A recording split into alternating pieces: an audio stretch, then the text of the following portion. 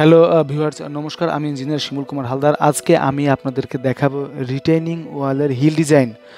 আমরা আগেই জেনেছি যে রিটেইনিং ওয়ালের তিনটি পার্ট থাকে। একটা থাকে, আপনার ডান পাশের চিত্র দেখলে বুঝতে পারবেন যে একটা স্টেম, তারপরে হিল এবং বাম পাশেরটা টো, অর্থাৎ যে পাশে লোড পড়বে, অর্থাৎ যে পাশে হচ্ছে লোড পড়বে সেটাকে বলা হচ্ছে হিল এবং তা হিলের অপোজিট পাশকে বলা হচ্ছে টো। তা ভিউয়ার্স, আমি আপনাদেরকে আজকে দেখাবো হিল ডিজাইন। তা হিল ডিজাইন করার ক্ষেত্রে প্রথমে আমাদের জানতে হবে যে হিলের লেংথটা কত। আমরা সাধারণত এখানে দেখেছি যে হিলের লেংথটা আমরা কিভাবে ধরবো। হিলের লেংথটা আমাদেরকে ধরতে হবে,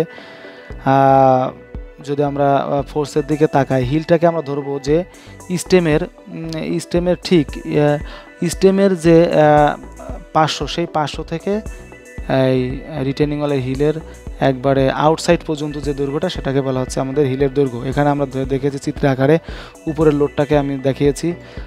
তাহলে আপনারা এখানে এই চিত্র দিয়ে আপনারা সহজে বুঝতে পারছেন যে হিল কাকে বলা হচ্ছে। আমরা হিলটাকে আরও সহজে বোঝানোর জন্য আমরা লোডটাকে আলাদা দেখিয়েছি। এখানে লেংথ এল ধরেছি, তাহলে এখানে আপনারা সহজে বুঝতে পারছেন যে হিলটা কি। বন্ধু, আপনারা দেখতে পাচ্ছেন যে হিলের প্রথমে আমাদের কি করতে হবে, আমাদের হিলের লোডটা বের করতে হবে। এখানে হিলের আমাদের প্রথমে জানি আমরা জানি কি USD method 1.2D plus 1.6L এর ভিত্তিতে আমরা লোড ডিজাইন করে থাকি। যেহেতু এটা একটা ব্যাকফিল, একটা লাইভ লোড, সেখানে আমরা কি করেছি 1.2 ধরেছি। তাহলে এখানে আমাদের ডিজাইন করতে গেলে প্রথমে লোড ক্যালকুলেশন করতে হবে। হিলের ডিজাইন আমি ডান পাশে সুন্দর করে দেখানোর চেষ্টা করেছি, আপনারা এটা দেখবেন। প্রথমে আমরা শেয়ার ফোর্সটা বের করছি 1.2 into backfill weight plus heel self weight, এটাকে বলা হচ্ছে শেয়ার ফোর্স। অর্থাৎ আমরা এই হিলটাকেও ক্যান্টিলিভার পোরশন হিসেবে ডিজাইন করতে পারি। তাহলে ব্যাকফিলের ওয়েটটা আমরা প্রথমে বের করব, ব্যাকফিলের এই রেক্ট্যাঙ্গুলার ওয়েটটা, তারপরে হিলের সেলফ ওয়েটটা আমরা বের করব। আমরা এখানে হিলের পেয়েছি হচ্ছে ব্যাকফিল ওয়েট, আমরা এখানে হিলের ব্যাকফিলের ওয়েটটা বের করেছি এবং হিলের সেলফ ওয়েট বের করেছি। আমরা হিলের লেংথ পেয়েছি কত, 8.5 ফিট।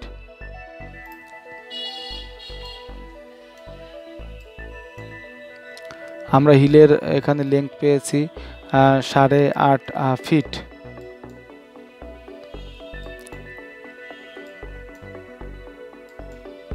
যাই হোক, এটা আপনারা ক্যালকুলেশন করে দেখবেন যে 8.5 ফিট হলো কি করে। এই 14 ফিট, এখানে 10.5 ফিট থেকে এই কি এর থিকনেসটা বাদ দিলে বা এটার চলে আসবে, বা আপনার টোটাল বেজের লেংথ থেকে আপনারা স্টেমের নিচের প্রস্থ এবং এই যে টো এর প্রস্থকে বাদ দিলে, টো এর দৈর্ঘ্যকে বাদ দিলে আপনারা এই হিলের লেংথটা পাবেন।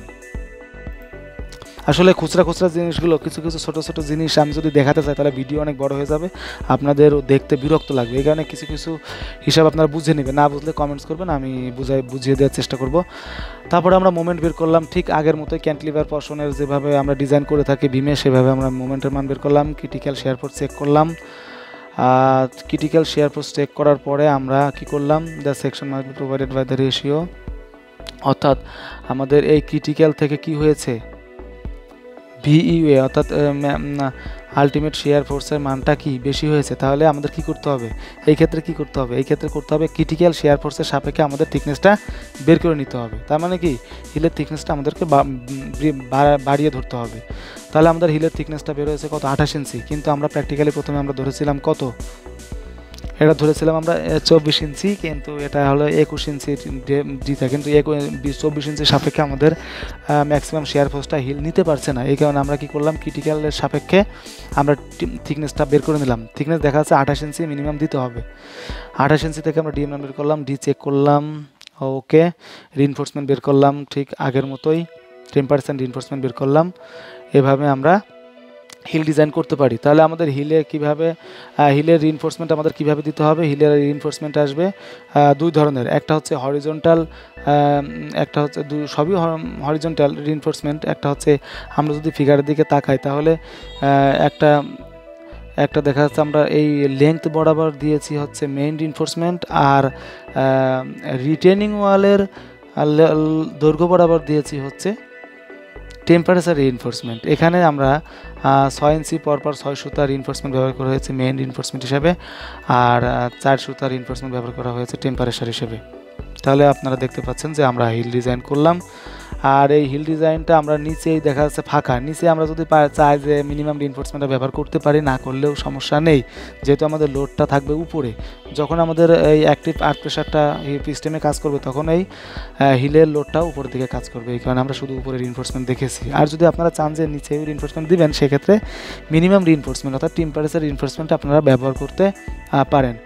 ভিউয়ার্স, আশা করছি আপনারা এই ভিডিওর মাধ্যমে হিল ডিজাইন শিখেছেন। আর যদি এই ভিডিও দেখে আপনাদের বিন্দুমাত্র উপকার হয়ে থাকে তাহলে আমার এই চ্যানেলটিকে নতুন হলে সাবস্ক্রাইব করবেন, আর অবশ্যই লাইক কমেন্টস করে আমার সাথেই থাকবেন। ধন্যবাদ দিয়ে আমি শেষ করছি আজকের ভিডিও। ধন্যবাদ।